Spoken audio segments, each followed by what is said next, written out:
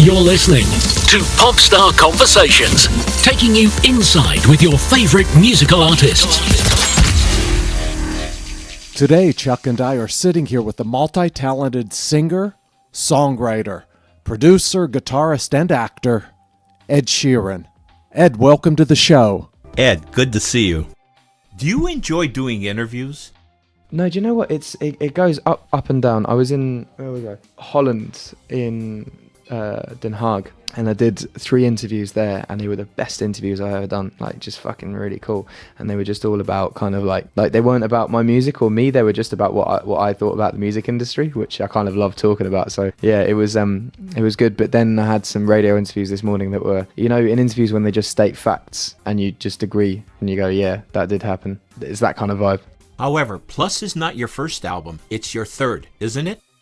I'd like to call it my first album because it's my first kind of imprint on mainstream society. Well, the previous 2 were done 2006, 2007. So this one's a lot more mature and it's a lot more rounded, and I kind of know what my sound is, and I'd like to think it's better. Ed, would you consider this more of a folk hip-hop record, or what category would you put this in? Yeah, I mean, the thing I didn't want to get boxed into was confusing the audience too much, because I have a lot of influences and a lot of loves in music, and if you put all of them onto one album, sometimes it confuses people. So I took the opportunity with 5 different EPs to make 5 different sounds that I was really into, and through the course of that I kind of realised what my sound would be by making other people's sounds, so this is my sound. Is it more important for you to be known as a rapper or for your guitar playing?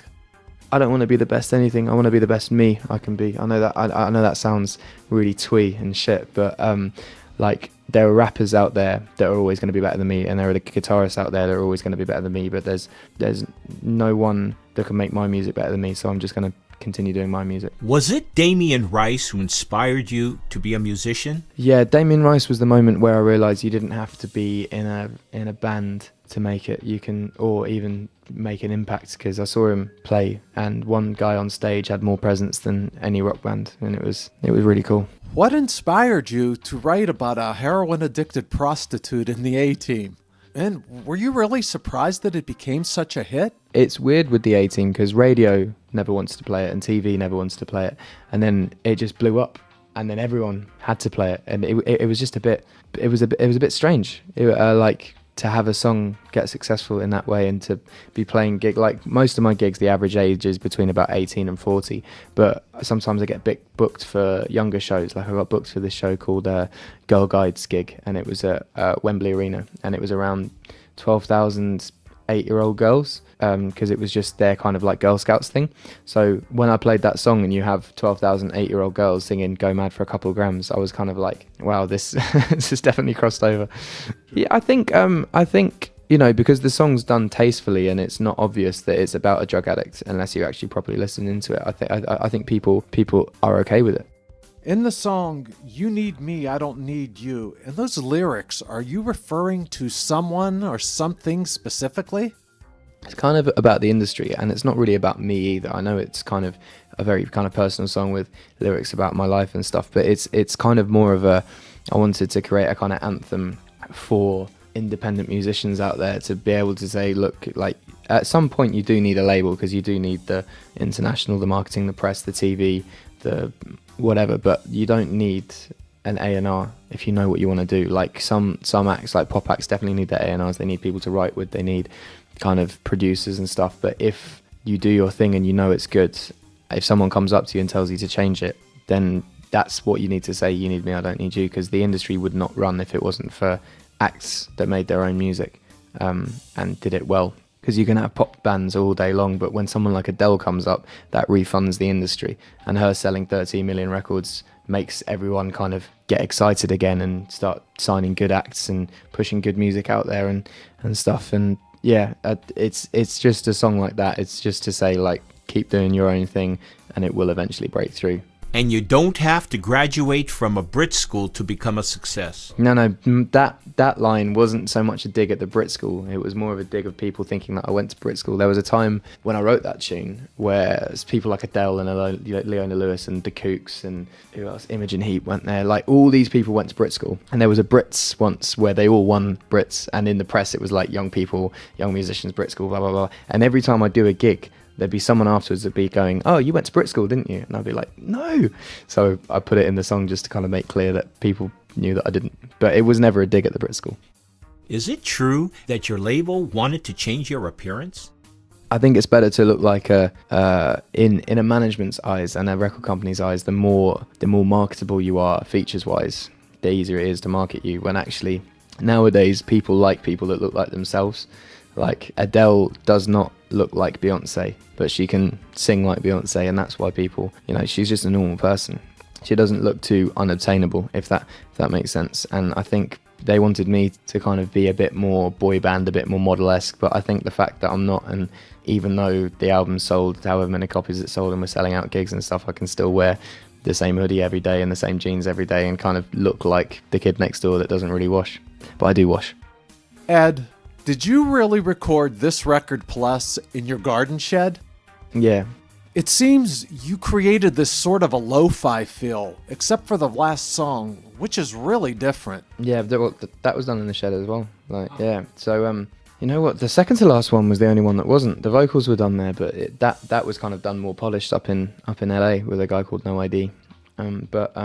We did the vocals in the shed. But I'd done all my recordings in this shed in Surrey, and it just didn't make sense to kind of go somewhere else. And, because A-Team was already a hit by the time we started making the album, and that was done in the shed like a year ago. So if that's good enough to get on radio the way it is, then why not record the whole album like it? Ed, I heard that you wrote the song Wake Me Up at Jamie Foxx's house in LA. It was written there. It's more about kind of like, I wanted to write a love song that, love songs nowadays, it's quite hard to write an original love song because it's usually kind of like, baby, this is the way I feel, or, my heart bleeds without you, and but all of that. And I kind of wanted to write a song that was a bit more blunt and a bit more kind of like, the reason I'm in love with you is because we watch Shrek and we do this and play Xbox and I never win, like that, just to be kind of more straight to the point rather than, because I've got a whole album of love songs that are a bit more subtle. So I just wanted to write a blunt one that was a bit straight to the point. I understand that Elton John has been very instrumental in your career as a mentor and a fan. How often do you keep in touch? Once every 2 weeks, maybe. It's good. He's a lovely guy. Really, really nice guy. What makes him a fan? I think he's just excited about he's just excited about new music in general. Like, he loves new bands and new CDs, and he gets very excited when he likes an album, and thankfully he likes my records, so he's kind of into it. And on my management we have like James Blunt and Lily Allen as well, and he got very excited about them and they did all right. So we're talking about what, a 3-year overnight success here? 4-year. And if you were to do it all over, would you do anything differently? Nah, because everything that I've done has shaped who I am today, and the music I play today, and the live act that you see today. That everything that's happened has done that. I wouldn't do anything differently. Ed, let me ask you, has success changed your life? The only thing, nothing's changed apart from my time. So I've got the same friends, same family, live on the same sofa, eat the same food, wear the same clothes, play bigger gigs. That's changed, I guess. Playing bigger gigs, sell more records, that's changed. I can't really go out in public, that's changed. And I haven't got a lot of time. Were you surprised by reaching #1 on the charts so soon? I'd like to say yes, but I wasn't too bothered about where it charted, because in England you can sell 30,000 and go to #1, or you can sell 200,000 and go to #1, and selling 30,000 isn't like a amazing week to have. And if I'd have gone #1 and sold 30,000, it would have been good because I'd have gone #1, but it wouldn't have been like, I wouldn't have been over the moon about it, because the label kind of put pressure on me to sell a certain amount week 1, which was around 60,000. So when we sold 100,000, that's when I was happy, and that's when I was surprised. It wasn't about the chart position, because you can sell different amounts and get to #1.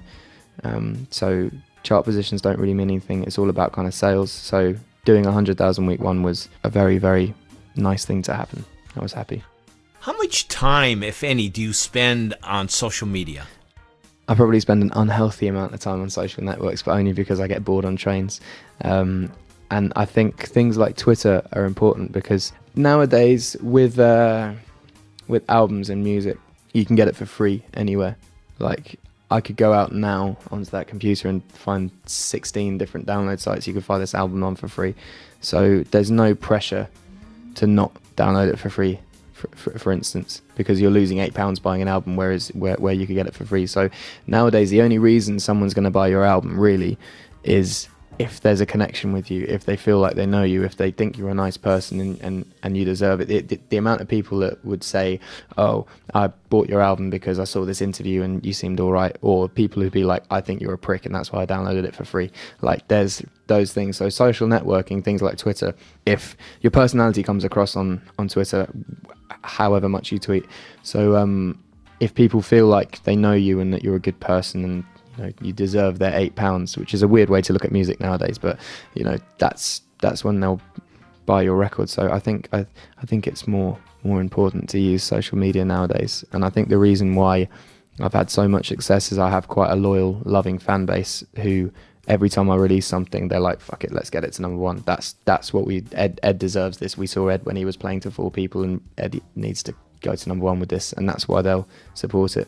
Whereas I know acts in England that have been going for years that were getting number ones 10 years ago or whatever because their record was getting hammered on radio, and then they got Twitter and everyone's kind of like, yeah, they're a bit of a cunt, and don't buy their shit anymore. Ed, I'm curious.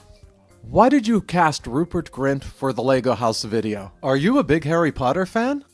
I am actually, yeah, but it was more like I wanted to make a video where someone else played me that looked enough like me for people to believe that was me, if that makes sense. Which is great because people all around the world now think that Rupert Grint's started up a music career, and they're like, oh, have you heard Rupert Grint's new song? And people are like, no, it's actually Ed, which is kind of my intention, so it's good. And one last question before we go. Who inspired you to pick up the guitar? It was Eric Clapton. I saw him at the Queen's Jubilee on TV playing Layla, and I was like, that's a pretty cool riff. I want to learn that riff. And then I learned the riff, and then I was like, actually, it's quite a cool song. I want to learn the whole song, so I learned the whole song. And then I was into Green Day at the time, so I learned all the Green Day songs on guitar, which weren't too complicated. And then I got into Hendrix and played all the Hendrix songs, and then I got into Rory Gallagher and did all the Rory Gallagher songs. And I just got very passionate about the guitar by watching other guitarists kind of do their thing.